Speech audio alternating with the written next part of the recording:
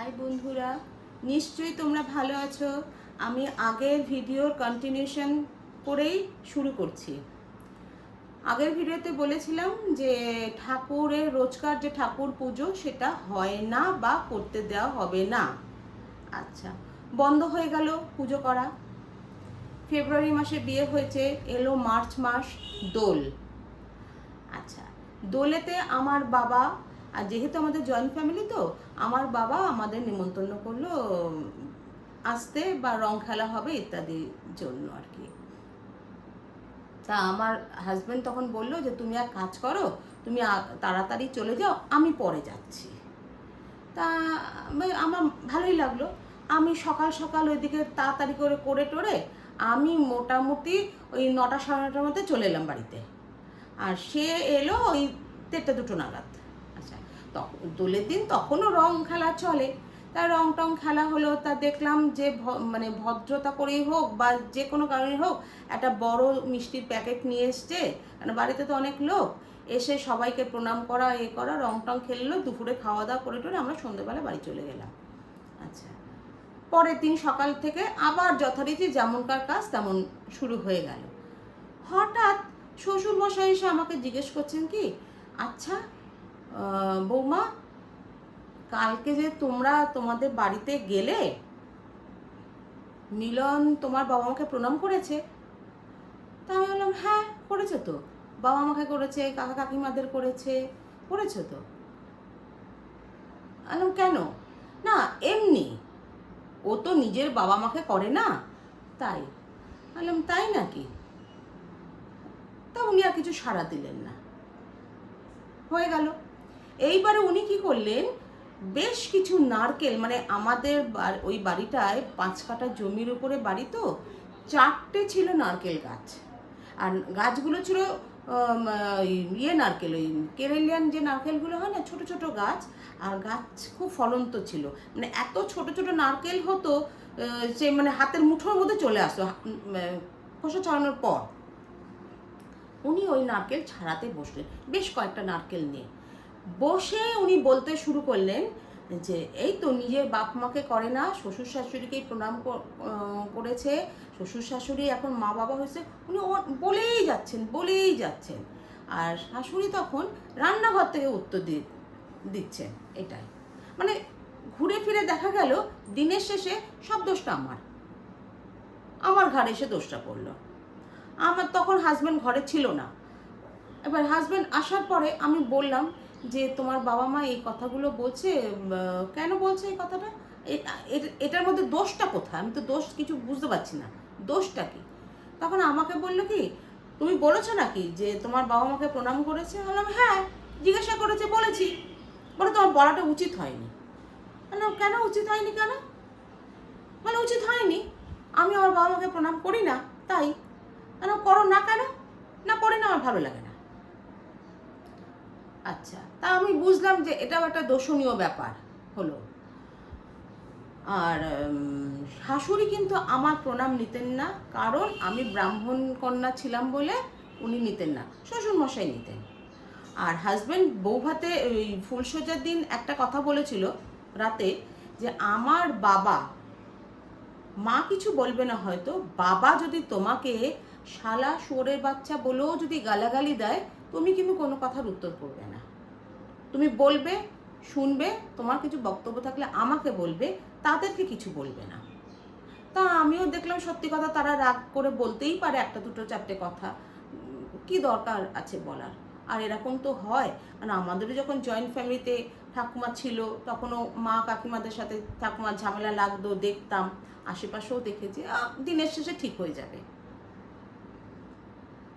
ভালো হয়ে গেল। মার্চ মাসে দুর্গাপুজো, দোল হয়ে গেল।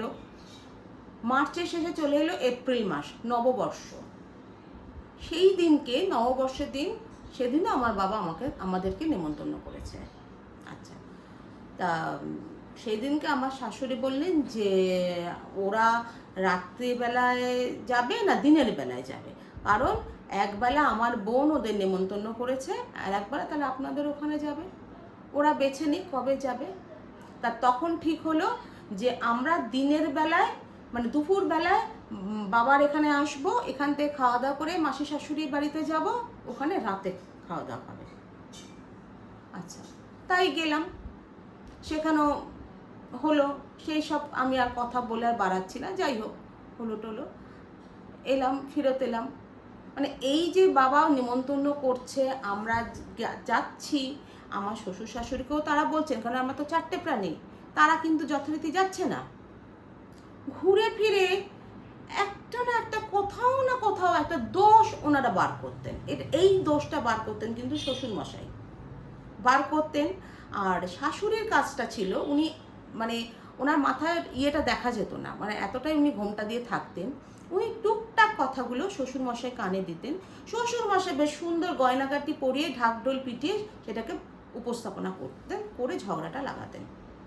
এটা মানে আমাদের প্রত্যেক দিনের ঘটনা হয়ে দাঁড়ালো, প্রত্যেক দিনের। মানে এক এক সময় ঝগড়াটা এমন পর্যায়ে চলে যেত, ঝগড়াটা হতো 3 জনের মধ্যে, ছেলে, মা, বাবা।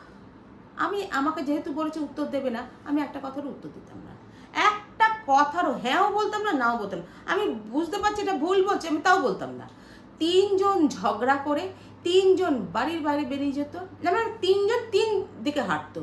একজন সোজা হাঁটতো ছেলে, বাঁ দিকে হাঁটতো শাশুড়ি, যেহেতু তার বোনের বাড়ি বাঁ দিকে, ডান দিকে হাঁটতো শ্বশুরমশাই, তার দাদার বাড়ি ছিল ডান দিকে, সবই কাছাকাছি আর কি। হাঁটতো, আধ ঘন্টা বাদে আবার দেখলাম 3 জনের লাইন দিয়ে ঢুকে পড়তো, এখন হই হই হই হই করতে করতে ঢুকে পড়তো। মানে আগে যে একটা ঝগড়া হয়েছে কেউ বলবেই না। আর এই ঝগড়ার রেশটা অনেক দূর অব্দি যেত, মানে আশেপাশে বাড়ির লোকেরা প্রত্যেক দিন শুনতে পেত, প্রত্যেকটা দিন শুনতো। ঠিক শ্বশুরবাড়ির পেছনে আমার এক বন্ধু থাকতো, আমার স্কুলের বন্ধু। তো ও রোজই যাতায়াতের পথে বলে যেত কি, এই তোদের শুরু হয়েছে, এবার তোদের বাড়ির সবাই বেরিয়ে যাবে, আবার খানিকক্ষণ বাদে হই হই করে ঢুকবে। ও পেছনে লেগে বলে যেত এই কথাগুলো। ঠিক আছে, এটাও মেনে নিচ্ছি, রোজই মানছি। যখন মার কাছে আসছি, মাকে বলছি দেখো এই ব্যাপার এই ব্যাপার, তা আমার বাবা বলতো কি, এই সব বাড়িতেই থাকে, এটা কম নতুন নতুন হলে এরকমই হয়, ওই দিন আস্তে আস্তে সব ঠিক হয়ে যায়। আর এদেরও বয়স বাড়বে, তোদেরও অভিজ্ঞতা বাড়বে, তো বয়সের সাথে সাথে সব ঠিক হয়ে যায়। কারণ সব সময় এরা দেখে বইয়ের দোষ, ওই তোর ঠাকুমার বেলায় এরকম হতো, এসব করতো। এরপরে একটা বাচ্চা কাচ্চা যখন হবে, দেখবি ওই বাচ্চা কাচ্চাকে নিয়েই সময় কেটে যাচ্ছে, আর তখন এসব ঝামেলা থাকবে না। এটা হচ্ছে আমার বাবার বক্তব্য। আমার মা তখন বলতো যে এটা কোনো কথা, যে একটা বাচ্চা কাচ্চা হলে থেকে যাবে, যাদের এরকম করার স্বভাব তারা করবেই। আচ্ছা, এইবারে আমার বাবার যেহেতু মানে বিয়ে দিয়েছিল, অসুস্থ ছিল, হার্টের পেশেন্ট ছিল বাবা, সেপ্টেম্বর মাস 95 সালে সেপ্টেম্বর মাস এরকম আমি সন্ধ্যাবেলায় রুটি করছি, হঠাৎ একটা ফোন আসে। মানে ফোন আসে, এক ডাক্তার ফোন করে। সেই ফোনটা আমার হাজব্যান্ড ধরে, ডাক্তার করে কি, ডাক্তারি অ্যাসিস্ট্যান্ট যে হোক কেউ একজন করে আর কি। তা উনি বলেন যে এটা কি মিতা বাসুর বাড়ি, ওনাকে বলুন চেম্বারে চলে আসতে, ওনার বাবা মা এসেছে, বাবা খুব অসুস্থ, এক্ষুনি বলুন চলে আসতে। আর আমার বাড়ির শ্বশুরবাড়ি থেকে ওই ডাক্তারের চেম্বার খুব বেশি দূর না, মানে 4-5 মিনিটের হাঁটা পথ। তা আমি ওই রুটি কটাকে ভেজে নিয়ে, ওই তো 7টা রুটি করে নিয়ে আমি সাথে সাথে চলে গেলাম।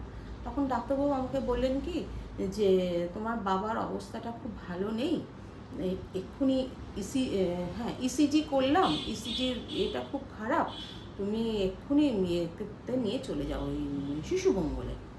তো বাবাকে শিশুমঙ্গলে ভর্তি করো, আর খুব সাবধানে নিয়ে যাবে, ধরে ধরে নিয়ে যাও, মাটিতে যেন পা না পড়ে। মানে ইসিজি রিপোর্টটা এতটাই খারাপ।